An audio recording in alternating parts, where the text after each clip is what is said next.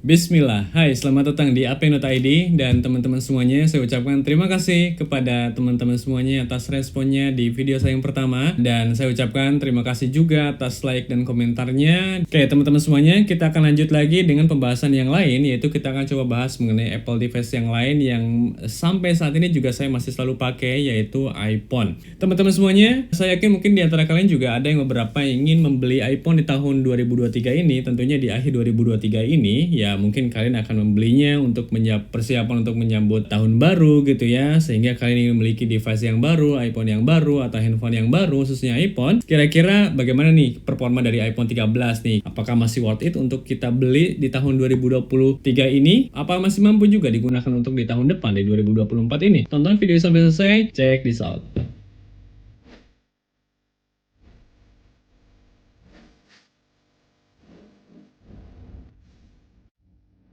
Baik, kalau misalkan kalian ingin cari iPhone yang memang iPhone itu yang kalian ingin cari itu sudah lama adalah iPhone 13, coba teman-teman perhatikan dulu bahwa di sini saya akan berbagi pengalaman dan berbagi kira-kira seperti apa penggunaan saya di iPhone 13 ini dan apakah ada beberapa kekurangan-kekurangan yang mungkin akan menjadi pertimbangan kalian dalam membeli iPhone 13 ini. Saya akan coba jelaskan pengalaman saya sebagai user biasa yang memang saya pakai kurang lebih selama 3-4 bulanan gitu ya, khususnya iPhone 13 ini. Dan untuk yang saya pakai ini, untuk yang saya pinjam ini adalah iPhone punya istri saya yang sama-sama iPhone 13 dan memang dia sudah lama menggunakannya, kurang lebih mungkin hampir lebih dari 3 bulan ya, kalau kita pasnya mungkin kurang lebih 6 bulanan atau setengah tahunan. Kita mulai dulu deh dengan spesifikasi. Teman-teman semuanya, kalau misalnya kita lihat di GSM Arena, iPhone 13 ini dirilis pada tahun 2021 dengan chipset A15 Bionic-nya, di mana chipset ini sama dengan iPhone 14 base model. Membedakan adalah iPhone 14 base model dia memiliki core GPU yang lebih banyak, yaitu 5 core GPU, sedangkan iPhone 13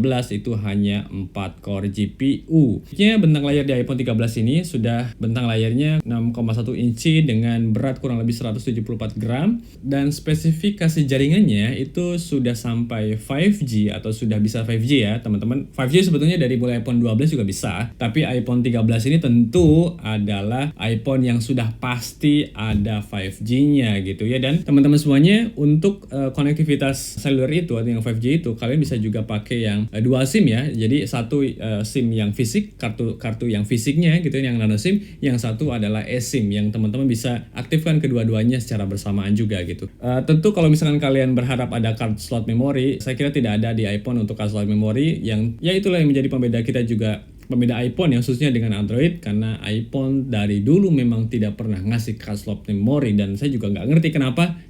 Mungkin ini adalah marketingnya iPhone supaya kalau kamu misalkan pengen beli yang lebih besar, ya silahkan kamu bayar lebih banyak. Mungkin seperti itu ya. Oke, anyway kita akan coba lanjut dengan bahasan yang lain. Oke, teman-teman semuanya, di sini yang base modelnya kalian juga masih bisa lihat di sana di webnya dari GSM Arena itu, yang base modelnya itu adalah 128 GB dengan RAM yang 4 GB. Sekali lagi, RAM-nya kenapa kecil? Mungkin kalian tanya, kok RAM-nya kecil yang 4 GB? Tapi saya kira kalian gak usah khawatir karena RAM 4 GB di iPhone itu, atau gak cuma di iPhone sebetulnya ya, di iPad juga sama. Kalau misalnya RAM itu gak begitu banyak ngaruh dan tidak menjadi salah satu faktor penunjang di performa, meskipun RAM juga penting gitu ya. Tetapi untuk bagi iPhone, karena dia juga sudah optimalisasi antara iOS-nya, antara software-nya gitu, antara OS-nya dengan hardware-nya yang memang chipsetnya dibuat langsung oleh Apple, jadi kayaknya klop aja gitu. Efisiensinya itu sangat luar biasa banget untuk masalah performanya gitu. Untuk layar iPhone 13 ini, meskipun dia sudah XDR OLED gitu ya, atau Retina display yang sudah OLED, itu juga khusus untuk base model dia masih pakai yang refresh rate 60Hz, dan ini luar biasa sangat ketinggalan. Dan ini juga sering jadi bahan bulian sih teman-teman Android ya khususnya. Jadi bagi teman-teman Android gitu ya, yang teman-teman yang pakai Android, kadang-kadang dengan harga yang sama itu mereka sudah bisa dapatkan 120 sampai 144 Hz gitu ya. Sedangkan iPhone sendiri yang harganya itu adalah harga flagshipnya Android juga, itu masih saja di 60 Hz. Tetapi sebetulnya teman-teman, saya juga pakai iPad Pro M2 ini, dan sudah lama saya pakai iPad Pro M2 ini dengan 120 Hz, dan tentu kalian tahu ya bahwa refresh rate dari iPad Pro M2 itu kan layarnya 120 Hz kan. Dan ketika saya lihat dari sini, kemudian saya pindah ke sini, awal mulanya sih ada terasa perbedaan gitu ya, terutama pada saat scrolling. Tapi selebihnya sama sekali nggak kerasa, dan selebihnya sama sekali nggak notice gitu. Dan tidak juga kita memperhatikan terlalu detail juga gitu. Dan saya kira itu tidak jadi alasan lah 60 Hz, 120 Hz. Bagi saya pribadi khususnya, tapi kalau misalnya kalian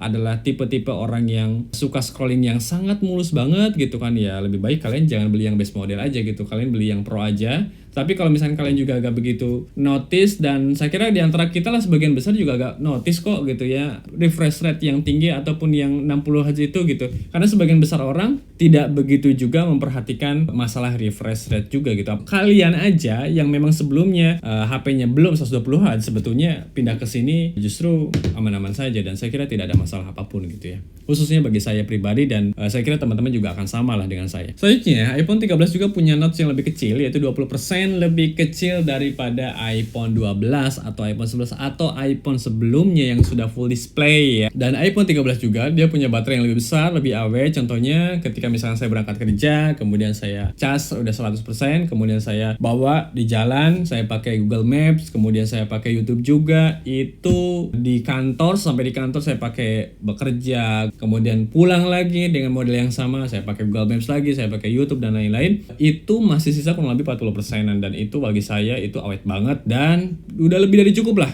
untuk masalah baterai gitu. Baru deh dicas gitu, besoknya dipakai lagi. Kalau kalian pakai untuk kebutuhan sehari-hari nih ya, sebetulnya ini iPhone yang sangat direkomendasikan karena lancar, aman, suhunya juga dingin, tidak pernah ada masalah dengan performa, tidak ada lag, tidak ada stutter dan sejenisnya. Hanya saja memang karena saya juga pakai OS yang public beta yang 17.2, memang saya menemukan satu masalah di update public beta, di beta ini khususnya ya, yaitu saya sering nge-freeze di WhatsApp, tetapi kemudian saya force close WhatsApp-nya, kemudian saya buka lagi itu lancar lagi gitu.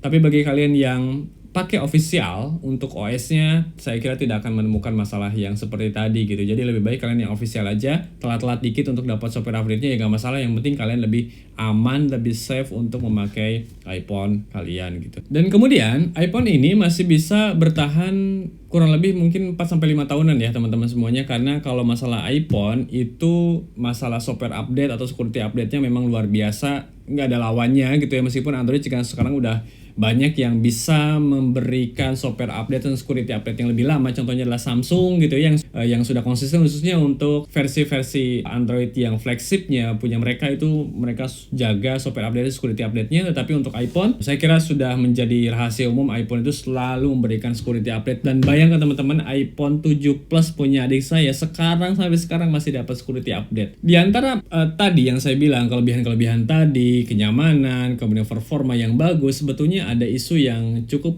buat kalian juga mungkin bertanya-tanya, yaitu terkait isu green screen gitu ya. Bagaimana isu green screen itu yang selalu menjadi pembahasan di luar sana, apakah benar-benar terjadi atau tidak. Khususnya saya, alhamdulillah ketika saya beli dan istri saya juga beli, sampai sekarang ini saya tidak pernah atau kami tidak pernah menemukan kasus green screen sedikit pun. Saya kira bagi teman-teman yang takut akan isu green screen, sebetulnya solusi dari saya adalah kalau kalian beli iPhone 13 ini, lebih baik kalian beli dari baru dan dari reseller resmi Indonesia atau distributor resmi Indonesia seperti iBox, Digimap, dan lain-lain gitu ya, yang resmi gitu, dibandingkan kalian beli yang second. Sebetulnya boleh saja kalian beli second, tetapi kalian harus cek lebih detail softwarenya, hardwarenya, atau kalian juga sekarang untuk iOS di atas iOS 16 sebetulnya kalian bisa lihat di about.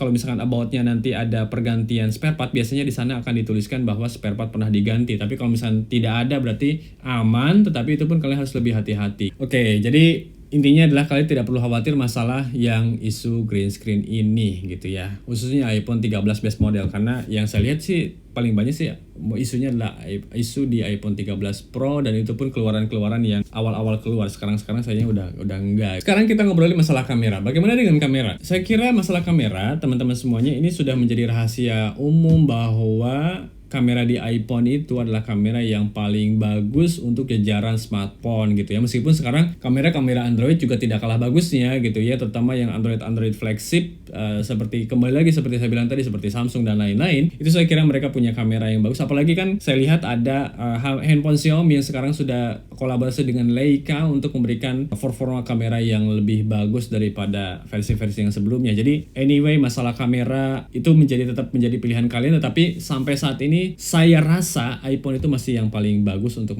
terutama masalah video recordingnya gitu. Oke, fitur pada iPhone 13 ini sebetulnya sangat mumpuni kalau menurut saya ya, karena iPhone 13 ini sekarang teman-teman semuanya sudah ada yang namanya mode cinematic mode, dimana kalian akan menemukan cinematic mode itu di film-film layar lebar yang tampak seperti profesional itu sekarang sudah ada di iPhone 13. Dan untuk masalah foto, kalian juga akan dapat yang namanya filter foto gitulah gitu ya. Itu yang disebut dengan photographic style gitu ya, atau photographic mode gitu, dan itu juga bisa digunakan di semua kamera kalian, baik di kamera utama, kamera ultrawide yang di belakang, ataupun kamera depan kalian. Dan dua-duanya juga, baik kamera depan, kamera belakang, itu juga dapat digunakan untuk recording video 4K sampai 60 frame per second atau fps. Jadi saya kira di sini itulah menjadi kelebihan dari iPhone masalah kamera, dan saya yakin kalian juga nyari iPhone pasti nyari kameranya juga kan gitu. Jadi saya kira kalau masalah kamera udah gak usah ditanyain lagi, iPhone memang the best masalah kamera. Meskipun sebetulnya teman-teman semuanya, kalau kalian hanya fokus saja di kamera tapi budget kalian terbatas, kalian bisa pertimbangkan untuk beli iPhone 11 Pro. Kenapa saya bisa bilang kayak gitu? Karena memang saya dulu pernah pakai iPhone 11 Pro itu gitu ya. Dan masalah kameranya itu sih masih bagus banget, terutama video recordingnya, dan kalian bisa sekalian beli yang di 256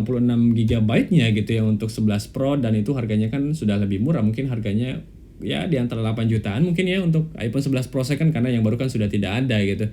Yang baru yang ada itu hanya 11 aja, dan iPhone 11 kalau menurut saya sih agak kurang ya di tahun sekarang, performanya agak kurang, terutama kalau misalkan masalah kamera. Jadi lebih baik kalau misal kalian ingin menggunakan kamera, lebih baik yang 11 Pro aja, yang sudah jelas ada 3 boba kameranya gitu, dan lebih banyak fiturnya daripada iPhone 11 biasa. Meskipun iPhone 11 biasa itu masih ada barunya, dan 11 Pro itu sudah tidak ada lagi barunya, itu sudah discontinue gitu. Sebetulnya ya teman-teman semuanya, kalian juga bisa mempertimbangkan yang namanya iPhone 12 sih gitu. iPhone 12 itu memang iPhone yang kameranya juga masih tetap bagus, terutama yang iPhone 12 Pro-nya. Hanya saja memang tidak ada fitur cinematic mode dan photographic mode itu gitu ya. Jadi kalian tidak akan ketemu fitur-fitur tersebut di iPhone 12, dan iPhone 12 juga masih memiliki notch yang besar juga sih sebetulnya. Dan kalau misalnya kita lihatlah harganya di iBox juga, itu harganya itu tidak terlampau jauh gitu ya. Kalau misalnya kita lihat yang base model, itu harganya itu kurang lebih 12 jutaan untuk iPhone 13, dan iPhone 12 itu harganya 11 jutaan atau 10.999.000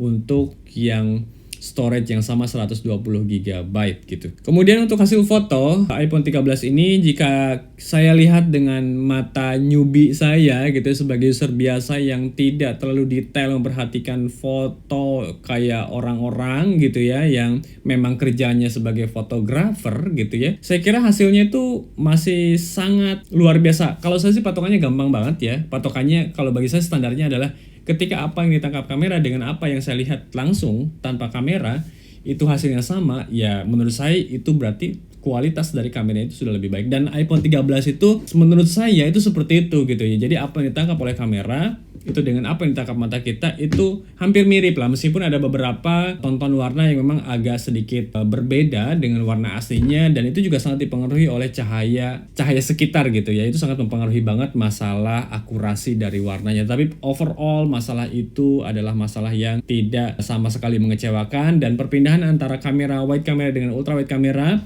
itu masih persis, masih mirip, masih identik, dan tidak ada perubahan ton warna yang sangat menonjol ketika kita pindah-pindah masalah kameranya dari kamera utama ke kamera ultra wide-nya gitu. Dan seperti biasa teman-teman semuanya, kalau misalkan kita lihat lensa iPhone 13 ini adalah iPhone yang memiliki lensa lebih besar. Otomatis ketika lensa lebih besar ini berarti dia dapat menyerap cahaya lebih banyak, dan dia juga akan bagus banget pada saat kondisi low light. Dan ini memang saya buktikan banget. Saya agak terkejut ketika saya pakai iPhone 11 Pro sebelumnya dengan sekarang saya pakai iPhone 13 base model. Ketika saya foto objek di malam hari itu luar luar biasa. Masalah night mode-nya di iPhone 13 itu, masalah low light-nya itu ya sangat juara banget ya. Jadi ruangan yang gelap itu objeknya itu masih bisa ditangkap dengan jelas, jernih, meskipun noise-nya cukup lumayan banyak juga. Tetapi saya kira kalau dibandingkan dengan iPhone 11 Pro yang memang saya pakai dulu, itu sangat jauh sekali perbedaannya. Tuh, meskipun teman-teman semuanya kembali lagi ya, masalah iPhone itu selalu masalahnya adalah flare yang selalu terlihat ketika kita foto di malam hari, dan ketika lampu itu, sorotan lampu itu kadang-kadang mantul di lensanya dan itu menjadi flare, dan itu menjadi masalah umum di iPhone khususnya gitu ya. Meskipun katanya di iPhone 15 sudah diperbaiki, tetapi karena saya belum pernah pegang iPhone 15 jadi saya belum bisa review banyak terkait hasilnya seperti apa untuk perbaikannya. Tapi kalau saya lihat tech reviewer yang lain, kayaknya sih masih ada aja, meskipun memang sudah berkurang gitu flare-nya. Oke, di sini juga saya akan tampilkan footage video yang saya ambil langsung ya teman-teman, baik dari mic-nya maupun dari videonya itu, dengan kamera utamanya, dengan ultrawide kameranya, dan front kameranya dengan kualitas 4K. Silahkan kalian lihat sendiri bagaimana hasilnya. Apakah menurut kalian sudah bagus? Silahkan kalian simpan komentar kalian di kolom komentar. Dan ini adalah hasil video yang direkam dengan kamera belakangnya. Ini kamera utamanya, ini lensa ultrawide-nya. Coba kalian perhatikan kira-kira stabil atau tidak. Kalau dilihat sih hasilnya stabil banget ya. Tes hasil video dari kamera depan bisa dilihat. Ini adalah mic-nya langsung dari kamera depan.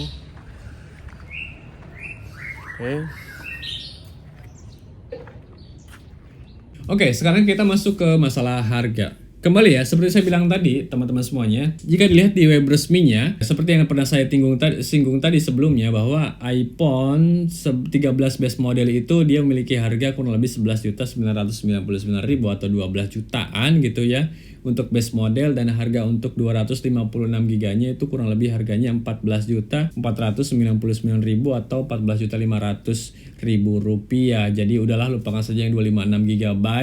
Karena harganya, kalau misalnya kalian ngambil yang 256, kalian masih bisa mempertimbangkan untuk membeli iPhone di atasnya lagi dengan yang chipset lebih baru, dan mungkin kalian bisa sampai bahkan beli iPhone, nabung sedikit lagi gitu ya, kalian bisa dapatkan iPhone 15 base model yang sudah Dynamic Island gitu. Tapi sebetulnya seperti yang saya bilang tadi juga ya, bahwa kalau misalnya kita bandingkan dengan iPhone 12 itu untuk base modelnya memang harganya 10 jutaan, 9.999.000 gitu ya untuk 64 GB-nya. Tapi untuk yang 120 GB yang merupakan base model, storage base model di iPhone 13 itu harganya 11 juta. Jadi kalian sisa nabung 1 jutaan aja lah, untuk sabar sedikit, nabung sedikit, daripada kalian beli iPhone 12 dengan chipset yang lama.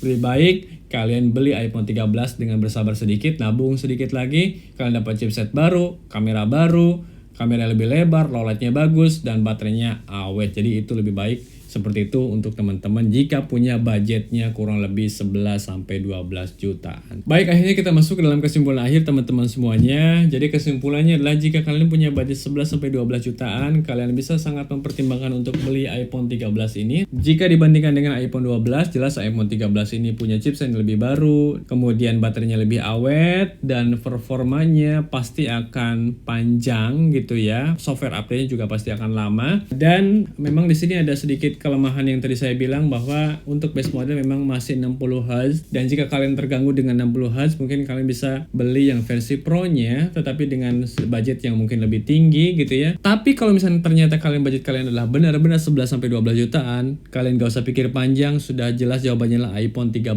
ini yang base model adalah iPhone yang paling worth it kalian beli di tahun ini, bahkan di tahun 2024. So, teman-teman semuanya selalu nikmatin apapun handphone yang kalian punya, iPhone yang kalian punya, dan syukuri iPhone yang kalian punya itu selama iPhone tersebut masih, atau handphone tersebut masih bisa memberikan kontribusi supaya kita lebih produktif lagi dalam menggunakannya. Jadi handphone apapun itu adalah handphone terbaik yang bisa kita miliki saat ini. Oke, thanks for watching this video until the end and goodbye.